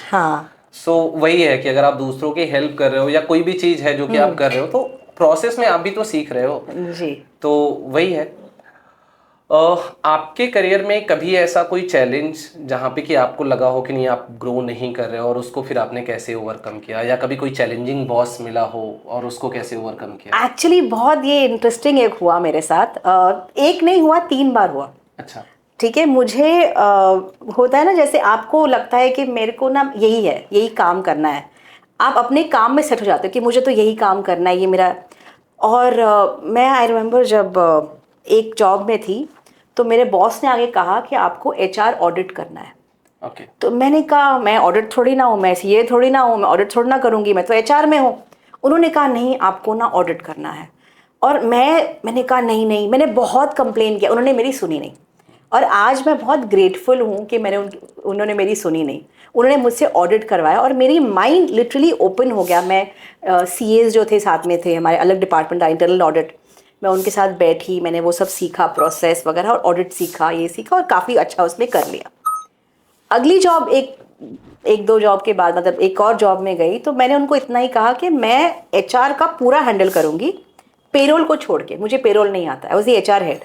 मैंने कहा मुझे पेरोल नहीं आता है, मैंने आज तक कभी किया नहीं है, मैं इसको छोड़ के सब कुछ करूँगी। तो उन्होंने कहा कि ठीक है, हमारे पास वैसे भी पेरोल के लिए लोग हैं, आपको नहीं करना है। मुझे ज्वाइन करके 3 महीने हुए, उन्होंने कहा मैडम पेरोल तो आपको ही करना है। तो मैंने कहा नहीं यार, पेरोल मैंने आपको कहा था पहले ही कि मैं नहीं करूँगी। नहीं मैडम, पेरोल तो आपको ही करना है। और करते करते उन्होंने पूरा पेरोल मेरे पे डाल दिया। बिलीव मी, वो 2 महीने 3 महीने मैंने कैसे हैंडल किया, एंड करके मैंने कर लिया। और भी ऐसे चैलेंजेस आए, मैंने एक जगह पे और मुझे कहा कि आपको ये मिनट्स बनाने हैं, आपको ये करना है। अब मेरे को थोड़ा सा आइडिया आने लग गया था। जब आपको, मैं ये मानती हूँ, एक वो जॉब होती है जब आप करते हो, और एक है जो आपको समझो ज़माना आपको देता है करने के लिए। यस। ठीक है, उस जॉब को मना नहीं करना है। जो सामने से आती है ना, उसको मना नहीं करना है। आपको नहीं पता आपकी खुशहाली कहाँ पे है। और अब मैंने ऐसे ठान लिया है कि जो मुझे, तो मेरा वही हुआ, मैंने जितनी बार में, तो मेरे करियर में अगर ग्रोथ आई है, मैंने जिस रोल पे, जो जॉब के लिए मुझे रखा गया था, उस रोल पे, और जब मैं छोड़ती थी वो कंपनी, में कभी भी सेम जॉब पे नहीं थी। अंदर अंदर से इतने मुझे प्रमोशंस मिलते थे, इतना अच्छा आप ये भी कर लो, अच्छा आप ये भी कर लो, ये भी देख लो, वो भी देख लो। करते करते आपकी रोल जो है वो बढ़ जाती है। Yes yes. क्योंकि ऐसे अब आप मुझे कहीं पे भी डाल दोगे ना, तो मैं सक्सेसफुल हो जाऊंगी, क्योंकि मैंने हर चीज़ कर ली। एटलीस्ट एचआर का तो मेरा जो एक्सपीरियंस रहा है कि हर चीज़ हो गई थी। तो यही था कि अगर इसको मैंने तभी ना किया होता और मैं छोड़ देती और मैं कहती नहीं कोई बात नहीं, मेरे को नहीं, मैं तो बोला था कि मैं नहीं करूँगी, मुझे क्यों डाल रहे हैं, I could have left that job, but नहीं, मैंने उसको किया। और उस तरीके से किया कि वो पूरे डिपार्टमेंट को स्ट्रीमलाइन किया, नए सिस्टम्स बिठाए, ये चेंजेस लाए, वो चेंजेस लाए, और ऐसे लेवल पे लेके गई कि उन्होंने बोला अरे यार, हमने सोचा ही था कि ऐसे हो सकता है। So, उस तरीके से आपको हर चीज़ को देखना है। और सामने से जब यूनिवर्स से कोई चीज़ आती है, एंड आपको बोलूँगी कि मैं जब लॉकडाउन में, मैं कार्वी में थी, और कार्वी आपको पता है कि कंपनी बंद हो गई थी, तो बंद हो रही थी, तब मुझे जॉब चाहिए थी। और लिटरली इंडसइंड बैंक ने जब मुझे ऑफ़र दिया, उन्होंने कहा कि आपने एचआर ऑडिट किया है।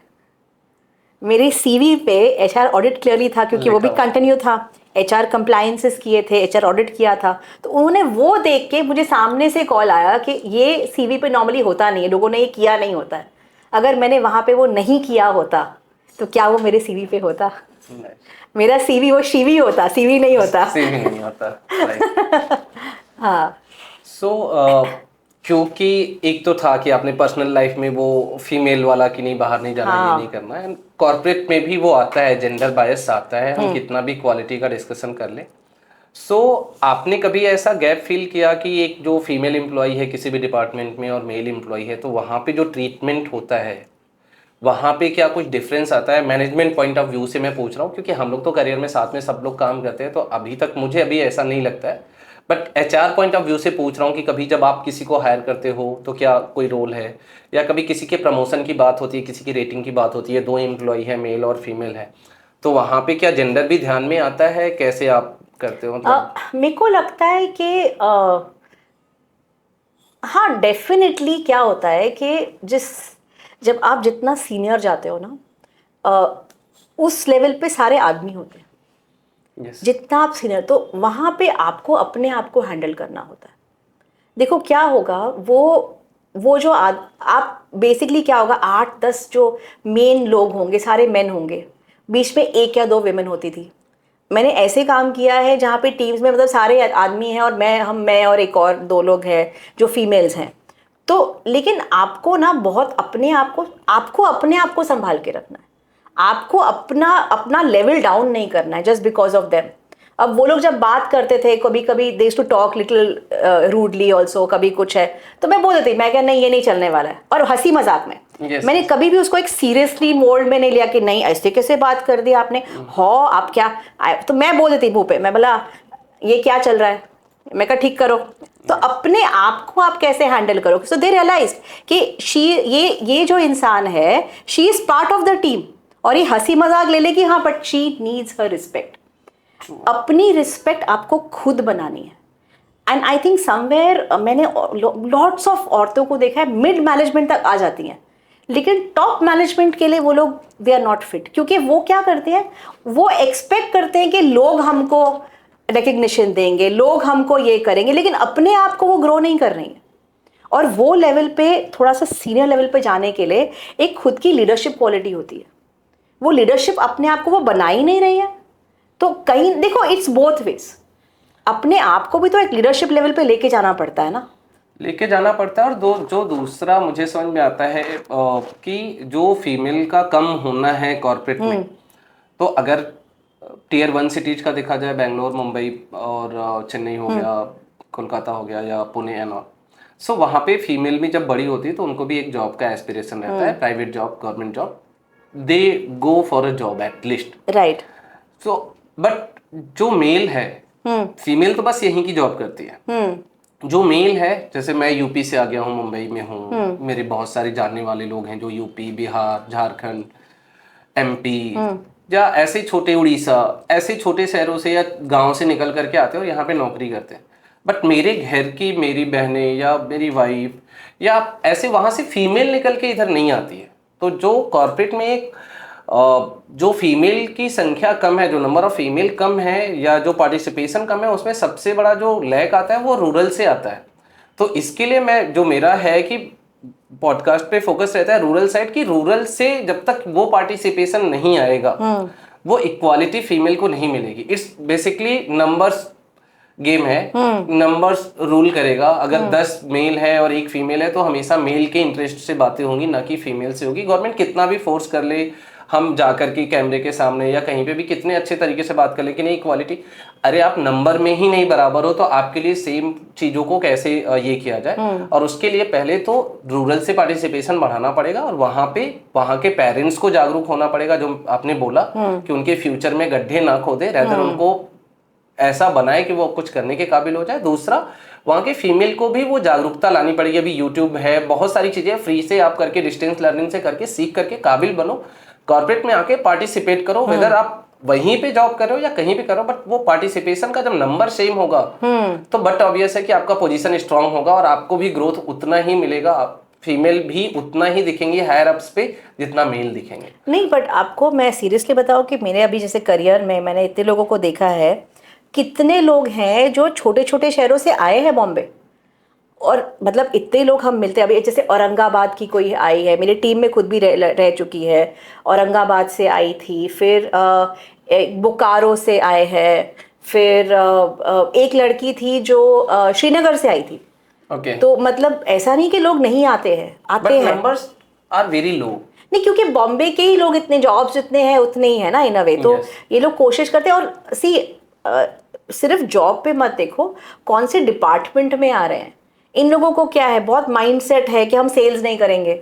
अच्छा आप बिलीव मी, मेरी सेल्स जो ऐसे जॉब है, अभी मेरी एक पॉडकास्ट हुआ था रूपी बॉस के सीईओ से, मिस्टर पीएन शेट्टी। ओके, उन्होंने कहा था, अभी उनके टीम को, मैंने उनकी लीडरशिप टीम को ट्रेन किया है, बिलीव मी 80% लड़कियां, नाइस 80% उनकी जो लीडरशिप टीम है देर ऑल फीमेल्स। क्योंकि वो बात करते हैं, उनको बोलते हैं हम आप आओ, हम आपको ऐसे ट्रेन करेंगे। उल्टा वो तो चाहते हैं कि छोटे छोटे गाँव में भी अपना एक ब्रांच खोले, कि आपको ये करना है, आपको ट्रेन करेंगे, आपको हर प्रोडक्ट समझाएंगे, सब कुछ करेंगे। ये खुद से भी तो करना है कि नहीं मुझे कुछ करना है, और एक माइंडसेट को चेंज करना है कि हाँ ऐसा नहीं कि हम सेल्स नहीं करेंगे। हम ये अभी बिलीव मी, मैंने इतने कंपनीज देखे हैं, मुझे आज तक एक फीमेल सीएफओ नहीं दिखी है। मेरे को एक कंपनी बताओ जहां पे एक फीमेल सीएफओ है। नहीं, I have heard the name, शायद वन कंपनी। हाँ वही है कि वो एक अगर सुना भी है तो एक का, और वो रिकॉल करने में थोड़ा टाइम लग रहा है। यस। ओके, CFO एक इतनी इंपॉर्टेंट पोजीशन है ना, सेल्स पोजीशन है, कुछ नहीं है। It's a chief financial officer, finance की। अच्छा, मैं इतने लोगों को जानती हूँ जो CA हैं, लड़कियाँ। They are so capable, they are sharp, they are talented, और वो मैनेजर, VP, सीनियर VP बन के रह जाती हैं, लेकिन उनको वो है ही नहीं कि हमको हेड द डिपार्टमेंट बनना है। तो कहीं ना कहीं औरतों को भी अपने आप को एक लीप लेना है कि नहीं, हमारे अंदर वो लीडरशिप क्वालिटी आ सकती है। देखो क्या होगा, अभी तक वो सीनियर लीडरशिप में सारे मेन हैं, तो उनकी बातें भी वैसे होती है, उनका सोचनी वैसे होती है। लेकिन जब एक फीमेल वहां पे आ जाती है तो आस्ते आस्ते कल्चर वहां पे आप बोलो कि कल्चर पहले चेंज हो और फिर फीमेल आएगी, तो नहीं होगा ना। नहीं होगा। अच्छा, बिलीव मी, मैंने सीनियर लेवल पे जितने लोगों को मिली हूँ जो औरतें हैं, they command a lot of respect. मतलब ऐसे ऐसे लोगों को मैं मिली हूँ जो हेड्स हैं, उनके नीचे मतलब 200 लोगों की टीम है, 300 लोगों की टीम है, and females, and they are doing excellent. लेकिन उनके अंदर एक जज्बात है कि नहीं, हमको ये करना है। देखो, फॉर मेन और विमेन, जब तक अंदर से नहीं आएगा कि मुझे कुछ बनना है, मुझे एक VP बनना है, मुझे एक डिपार्टमेंट को हेड करना है, तो कोई खाली सिंहासन तो कोई नहीं देने वाला है। ये अभी मुझे भी मैं तो डिवोर्सी थी, तो लोगों को लगा, तो लोगों ने बहुत ट्राई किया कि चलो इसको प्रपोजिशन करते हैं, इसको फीमेल सेक्सुअल हैरेसमेंट करते हैं। तो आपको क्या लगता है कि कोशिश नहीं की होगी उन्होंने? डिवोर्सी होते हुए आप सोचो कि उनको लगता है कि अरे यार ये तो चलेगा। आपको आपकी रिस्पेक्ट खुद बनानी पड़ेगी। जब वो लेवल पे मैंने कहा नहीं, एक्सक्यूज मी, तो मैं ऐसे सोचती थी कि आई शुड शो देम, मुझे समझ ही नहीं आया। मैंने कहा अच्छा, मैं कहा नहीं बट हमको तो ये करना है, हमको, मैं काम के तरीके से ले लेती थी। वो उनको लगा अरे इसको समझ ही नहीं आया। तो बट करते करते देन दे रियलाइज कि my work is so strong, my work ethic is so strong, कि मैं जो काम करती हूँ और मेरे काम की एक वैल्यू है। फिर उनको लगा कि ये एज अ पर्सन हमको ज़्यादा वैल्यूएबल है। अपनी वैल्यू खुद बनानी होती है। और मैंने ना कभी किसी की कंप्लेन की, बिलीव, मैं नहीं बोलती हूँ आप कंप्लेन ना करो, कोई लोग तो मतलब जैसे अगर खराबी है तो कंप्लेन करो, बट मुझे लगता था मैं इनको हैंडल कर सकती हूँ कि ये इतना है। अच्छा, एक्सक्यूज मी, कभी कभी तो excuse me please see what you are saying, आप क्या बोल रहे हो, उतने में ही वो लोग पीछे हटाते थे। तो मेरे को कभी कंप्लेन करने की जरूरत पड़ी नहीं, क्योंकि मैं उनको हैंडल कर लेती थी। और उनको लगा कि हाँ, अपनी रिस्पेक्ट खुद बना। देखो, एक सीनियर लेवल पे जब आप काम करते हो, आपकी रिस्पेक्ट खुद की होती है। मैं कंप्लेन करूंगी, कोई आएगा मेरे लिए रिस्पेक्ट बनाएगा, तो वो कब तक चलेगा? तो एज ये सिर्फ फीमेल नहीं है, मेल भी है। Main also go through harassment, main also go through toxic environment. अपनी रिस्पेक्ट, अपनी जगह, अपना स्थान खुद बनाना होता है, अपनी रिस्पेक्ट खुद हासिल करनी होती है। और कहीं ना कहीं जब मैं मेंटरिंग करती हूँ तो मेरे कितने लोग आते हैं, वो अपने बॉस से बोलने के लिए डरते हैं। हम उस पर भी कितना काम करते हैं, क्यों डर रहे हो, क्या हो रहा है? बिकॉज खुद की जगह जब तक आप नहीं बनाओगे तब तक आपको कौन पूछेगा। ट्रू है। काफी सीरियस कन्वर्सेशंस हो गए, और कॉर्पोरेट तो है ही सीरियस कन्वर्सेशन के लिए। जी, ये टॉपिक आपने बहुत ऐसे हाँ। सो वहां से निकलते हैं थोड़ा सा, क्योंकि आपने भी कॉर्पोरेट लाइफ अभी छोड़ा है। हाँ। सो वो छोड़ने का ख्याल कहाँ से आया? क्योंकि सबका एक सपना होता है कि स्टार्ट करो और कहीं मतलब टॉप पोजीशन पे पहुंचो, हेड ऑफ HR, फिर वहां से अनफॉर्चुनेटली कंपनी बंद हुआ, फिर भी आप अच्छे पोजीशन नहीं, आई डिडंट, मैं तभी छोड़ा नहीं ना। उसके बाद भी मैंने इंडसइंड बैंक ज्वाइन किया, वहां पे भी 2.5 साल रही, वहां पे भी और फिर छोड़ा। हाँ, वहां पे अच्छी पोजीशन में थी, जॉब छोड़ा, and now into writing and coaching. Right. So ये कहाँ से ख्याल आया? आई थिंक कहीं ना कहीं, देखो 18 साल हो गए थे HR में, तो कहीं ना मेरे को ये एक, और मैं ऐसी हूँ जो कि मैंने हर नई चीज़ को ट्राई किया, ये किया वो किया, HR में हर चीज़ कर ली थी। तो एक टाइम पे ऐसा आया कि अब क्या, अब उसके आगे मुझे, मतलब मैं सुबह उठती थी, मुझे लगता था वापस से वही जॉब में जाना है, वही काम करना है। मेरी लाइफ एक्साइटिंग नहीं थी, और मुझे लगा कि मुझे अपने लिए काम करना है, मुझे जो चीज़ में मुझे खुशी मिलती है। और मुझे ना खुशी किस चीज़ में मिल रही थी कि मैं लोगों की लाइफ सुधारूं। ओके। कि क्योंकि जो चीज़ें मैंने जो मेरे सिस्टम था, जैसे मैंने कितने लोगों की लाइफ, 300 लोगों को तो कोच कर लिया था पहले, तो मैंने कहा नहीं, इतने लोगों को मैंने लाइफ कहाँ से कहाँ ले गए, और सब मेरे को कहते हैं मैम आप ज़बरदस्त कर रहे हो, आप ये जो कर रहे हो। तो वो जो चीज़ थी मुझे उसको लेकिन एक और खुले तरीके से करनी थी, क्योंकि जब एचआर में आप रहते हो तो आप डुअल एम्प्लॉयमेंट नहीं कर सकते हो। ना मैं किताब लिख पा रही थी, ना मैं कुछ अपने लिए साइड पे कर पा रही थी, क्योंकि आपको 2 जगह से सैलरी नहीं आ सकती ना, आपकी खुद की एम्प्लॉयमेंट नहीं होती। तो और मैं एचआर में हमेशा रूल्स फॉलो किए हैं, तो मैं बहुत रूल्स फॉलो करती हूँ, तो इसलिए मैंने कहा कि करना है तो इसको आगे, इसको छोड़ के ही करना पड़ेगा। तो it was a tough decision, क्योंकि मैं जॉब में खुश थी, मेरे को मैं हर चीज़ करती हूँ बहुत खुश से करती हूँ, खुशी से करती हूँ, तो वो मेरी बहुत और अच्छी पोजीशन थी। So I was VP1 at IndusInd bank, और MD के 2 डाउन थी, तो मेरी वो लेवल भी था, टीम भी अच्छी थी, सब अच्छे थे, मतलब ग्रोथ तो मेरी बहुत थी। और मुझे कहा भी कि आप छोड़िए मत, आपको जो सैलरी चाहिए आप बोलिए, मतलब वो लेवल पे मुझे कहा गया था। उल्टा मेरे बॉस ने मेरे निकलते निकलते ही कहा, सबको कहा कि जो इसको रोक लेगा उसको मैं सैलरी, आप मुंह मांगी सैलरी दूंगा, कि इसको रोक लो। अच्छा। मतलब उस लेवल पे था। बट जब मैंने कभी भी सैलरी के लिए काम नहीं किया, सैलरी के लिए ना कभी जॉब छोड़ी। मैंने कभी, आप सोचो 18 साल में मैंने सिर्फ 5 जॉब्स छोड़ी, ठीक है, और वो 5 जॉब्स में से 1 जॉब छोड़ी बिकॉज कंपनी बंद हो रही थी, तो मैं तो नहीं छोड़ी, वो तो मैं टिक के रहती। सो ऐसा नहीं है, तो मैंने हमेशा बहुत प्यार से उसको, जब तक वो पोजीशन को वहाँ तक लेके ना जाओ जब तक मुझे जहाँ चाहिए, तो मैंने वैसे काम किया है। तो इसके लिए वो सब था। बट ये बुक का आइडिया जो था वो मेरे अंदर एटलीस्ट 6 साल से था कि मुझे, और ये ट्रिलॉजी है बाय द वे, ये वॉल्यूम 1 है। मैं वो पूछने वाला था कि व्हाट इज दैट वॉल्यूम 1, तो वॉल्यूम 2 और वॉल्यूम 3 में क्या है, पहले वॉल्यूम 1 के बारे में थोड़ा सा बताएं। तो वॉल्यूम 1 क्या है कि हमारी सबकी जो रोल है वो इवॉल्वमेंट है, हमको सबको इवॉल्व करना है, हम जहाँ पे हैं हमको उसके ऊपर जाना है।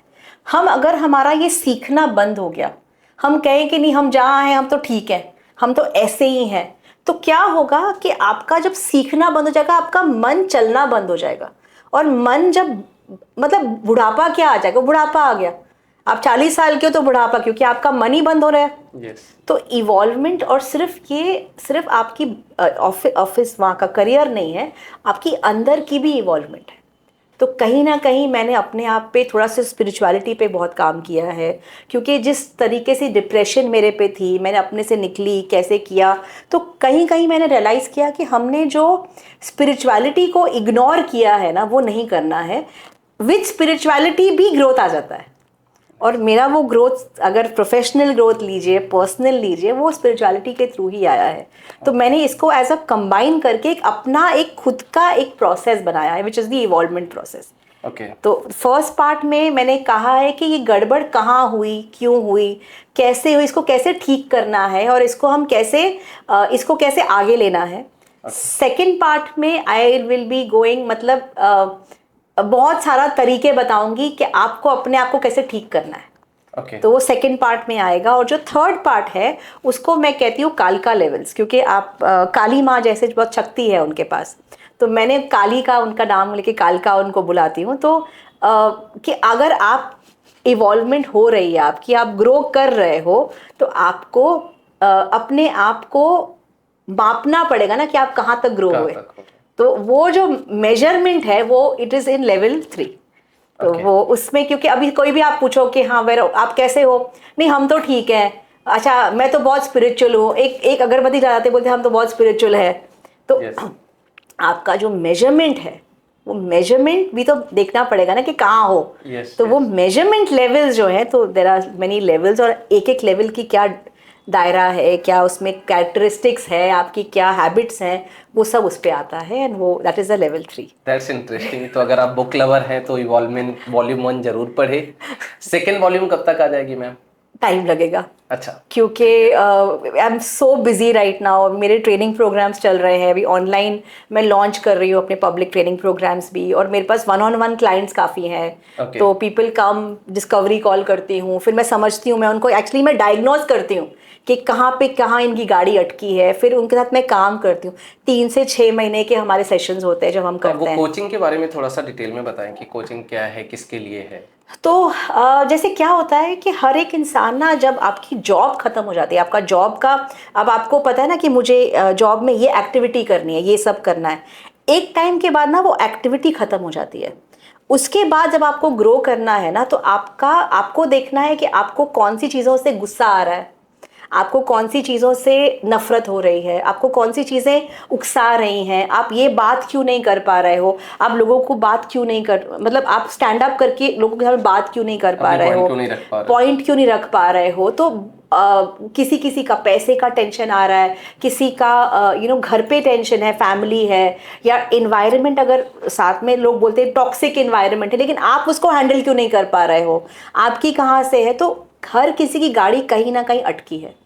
इतने साल से काउंसलिंग किया है, कोचिंग किया है, टीम हैंडल किया है, तो ये जो चीज़ है मुझे समझता है, तो मैं लोगों को डायग्नोज करती हूँ कि कहाँ पे है। जैसे किसी किसी का मैंने देखा है अबैंडनमेंट इश्यूज है, बचपन में लोगों ने उनको उतनी इम्पोर्टेंस नहीं दी, छोड़ दिया, तो वो आज तक, तो कभी कोई चीज़ कोई बोल देगा, उसको इग्नोर करेगा, वो वहीं पे उनकी गाड़ी वो फट जाते हैं, बिल्कुल ही दे गेट मतलब जैसे होता है उत्तेजित हो जाते हैं। Okay. तो कोई लोग और है जिनका वो अपने स्ट्रेस को हैंडल नहीं कर पाते हैं, कोई लोग और हैं जिनका पैसे के मामले में बहुत डामाडोल है, थोड़ा सा पैसे का कुछ इशू आता है, ये लोग बिल्कुल आइदर दे गिव अप, नहीं ऐसे कर लो, तुम ये ले लो। तो बहुत चीज़ें होती हैं, अब हर इंसान का क्या है हमको नहीं पता। हमको इसका, तो ये जो चीज़ें हैं आप अट्रैक्ट करते हो, क्योंकि जो आप अंदर हो वही आपके बाहर आता है। तो हमको क्या करना है, हमको अंदर का ठीक करना है। अब आपको एक बताती हूँ, 2 दिन पहले की बात है, मेरे पास 1 साल पहले कोई आई थी, एंड उनके घर में फैमिली इश्यूज, बहुत फाइनेंशियल इश्यूज चल रहे थे, और बहुत सारे कोर्ट केसेस चल रहे हैं, बहुत कुछ चल रहा था, और इसको बिल्कुल फैमिली ने अलग कर दिया, क्योंकि कोर्ट केस हो गए तो फैमिली ने बिल्कुल अलग कर दिया था। तो ये मेरे पास आई एंड बोलती है, शी वाज क्राइंग, मैं क्या करूँ, मेरी ज़िंदगी ऐसे चल रही है। मैंने कहा ठीक है, हम करते हैं, हम बात करते हैं। तो मैंने इनके ऊपर काम किया ना, मैं फैमिली को मिली, मुझे नहीं पता कि फैमिली में कौन कौन है क्या है, मैं उस पर घुसी ही नहीं, इनको ही मैंने ठीक किया, इनको ही हम लोग बैठे, हमने एक एक को क्लियर किया, इसका क्या, ये क्यों आया, कैसे आया, आपने अट्रैक्ट क्यों किया, हमने बहुत कुछ उस पर काम किया। और मेरे जो सेशन है, तो एक सेशन मेरा 2-2.5 घंटे चलता है, क्योंकि जब तक मैं, वो वैसे नहीं है ना कि आप आधा घंटा हो गया, 1 घंटा हो गया, घड़ी देख ली, आप निकलो, नहीं। जब तक आप उसको जड़ से नहीं निकाल, तब तक उसको हम छोड़ते नहीं हैं। तो वही हुआ, उसको जड़ से वो चीज़ों को निकाला करते करते, बिलीव मी, अभी 2 दिन पहले she called me and she said कि कोई तो दूर के रिलेशन में थे, कोई तो था, वो आए और उन्होंने पूरी फैमिली में सुलह कराई और उनको कहा कि आप इसको ये दीजिए, वो दीजिए, एक झटके में कोर्ट केसेस सब खत्म हो गए। नाइस। सो फैमिली भी मिल गई, कोर्ट केसेस भी खत्म हो गए। तो वो बोलती, ये हुआ कैसे, ये तो मिरेकल है। मैंने कहा मिरेकल नहीं, आपने अपने पे काम किया। सो ये दे आर स्मॉल थिंग्स, ये सब आता है इवॉल्वमेंट में। जब आप खुद को करते हो, कुछ भी आपके आगे पीछे हो रहा है ना कहीं आपकी खुद की सोच है, और वो सोच को आपको ठीक करना है। एंड वो, तो मैंने जब अपनी सोच को ठीक किया, मैंने रियलाइज किया कि मेरे भी आगे पीछे सब स्वर्ग बन गया। तो I feel that I am actually living in heaven, क्योंकि मेरी ज़िंदगी इतनी खूबसूरत हो गई, क्योंकि अपने आप को ठीक करना है, दुनिया अपने आप ठीक हो जाती है। ठीक हो जाएगी। हाँ, so that is what evolvement is. हाँ ma'am, coming to the last part of podcast, so any book, any 1 or 2 books which you would recommend कि जो रीडर पढ़ें, जिससे कि थोड़ा लाइफ में चेंजेस आए? कहीं ना कहीं तो आई थिंक मेरी बुक तो डेफिनेटली पढ़नी चाहिए, क्योंकि मैंने इसमें कहीं ना कहीं इसको बहुत सिंपल रखा है, क्योंकि टॉपिक हैवी था, लेकिन इसको मैंने सिंपल रखा है, क्योंकि लोगों को समझे कि एंड ऑफ द डे हमको ही अपनी ज़िंदगी को सुधारना है। तो वो जो तरीका है उसको मैंने, आई हैव केप्ट इट। एक ये बुक मुझे बहुत अच्छी लगी, मतलब एक ये तो है ही है। एक जो और बुक जो मुझे डेफिनेटली रेकमेंड करनी, जो मेरी फेवरेट है, स्पिरिचुअलिटी का अगर किसी को पढ़ना है तो autobiography of a Yogi definitely पढ़नी चाहिए। अगर पैसे के बारे में कोई बुक पढ़नी है तो MJ डमार्को करके है, आई थिंक उनकी बुक है द फास्ट लेन मिलियनेयर। तो वो book definitely is very helpful, क्योंकि वो यही बताता है कि आपको इजी मनी नहीं आना है, आपको अपने आप को काबिल बनाना है। आप कैसे कर सकते हो कि आपका लॉन्ग टर्म के आपका वो पैसा आए। लोग मैनिफेस्टेशन बोलते, मैनिफेस्ट करो, पैसा चेक आ जाएगा, वो एक बार आएगा, 2 बार आएगा, वो हर टाइम नहीं आएगा। आपको अपने आप को उस लेवल पे लेके जाना है कि सिस्टम बनाना है आपके आगे पीछे कि आपका वो पैसा आए। तो वो एक चीजें हैं, और भी मल्टीपल बुक्स है। अभी तो मेरे को अब इसे सोचना पड़ेगा कि कौन सी बुक है। I think you have seen my, ये मेरी पूरी कलेक्शन नहीं है बाय द वे, मेरे पास इससे मतलब this is I think 1/3 of my collection. तो मेरे हर कमरे में बुक्स पड़ी हैं, हर जगह है। तो बुक्स आर समथिंग, मेरे किंडल ऐप में कितनी बुक्स हैं। अच्छा। So but one book I mention my book also, but मेरे को बहुत अच्छी लगी। बायोग्राफीज पढ़ो, लोगों की बायोग्राफीज के लोगों ने क्या क्या किया। देखो पॉडकास्ट भी हम एक्चुअली में देखा तो बायोग्राफीज ही कर रहे हैं। Yes yes. मैंने जे.एन. टाटा की बायोग्राफी पढ़ी थी, it was for the love of India. It is called for the love of India, कि उन्होंने इंडिया के लिए क्या क्या किया। एंड वो बिलीव मी, मेरी आई मीन हैट्स ऑफ, मुझे टाटा एम्पायर के लिए एक अलग से रिस्पेक्ट तभी आई। एंड ये मैंने बहुत साल पहले पढ़ी थी, और आज तक मैं काफ़ी चीज़ें उनको अमल करती हूँ जो वो लोग उन्होंने की थी। सो डेफिनेटली ऐसी संगत लीजिए कि जो संगत जो आपको बनना है, आप वो वाली संगत करिए। Nice. So, आपके पॉडकास्ट भी ऐसे पॉडकास्ट देखो कि आपको क्या बनना है, आपको उनसे क्या सीख मिल रही है, यू नो। तो that is why even my podcast is conscious leadership. Yes. करते करते आपको पता नहीं कौन सी चीज आपको मतलब आपको लगेगा कि हाँ ये मेरे लिए है, ये मेरे लिए है। और वो करते करते हम भी यहाँ पहुंचे। तो एक दिन थोड़ा ना कि एक दिन उठे और चलो यहाँ पे पहुंच गए। नहीं, वो तो एक कंटिन्यूअस प्रोसेस है, और मैं वही मानता हूँ और बोलता भी हूँ कि कोई भी बुक पढ़ते हो या कोई भी पॉडकास्ट सुनते हो या कहीं भी कुछ करते हो आप, तो वहां से सारी चीजें नहीं लेते हो। 1 2 3 चीजें, 3 सेंटेंसेज या 3 चीजें, वो कहीं पे 1 2 चीजें रह जाती है आपके सबकॉन्शियस माइंड में, और वो कब कहाँ आके आपको काम करेगी, you never know. You never know. So वही है। Thank you ma'am, thank you so much. आप आए पॉडकास्ट पे, और you are the first female guest on my podcast, so that is also very special. Thank you so much. Thank you for calling me, and I know that I am very fierce कहीं ना कहीं I think वो है, but life में अपने आप को कुछ किया है, कुछ बनाया है, तो आई थिंक अपनी इज्जत को खुद ही करनी पड़ती है, आई थिंक समवेयर। सो ये जो चीज़ें हैं, I mean I don't want कि लोग मुझे सिर्फ फीमेल देखें। I am a leader, and I think leadership can be female और मेल। Yes yes, totally. हाँ, so I think that is what I want to move beyond this, क्योंकि औरतें, ऐसा नहीं औरतें कमजोर नहीं है, औरतों को ना कमजोर बनाया गया है कि आप कमजोर हो, औरतें कमजोर नहीं है। So I think somewhere let's move beyond. Yes, I totally agree. Thank you so much. Thank you.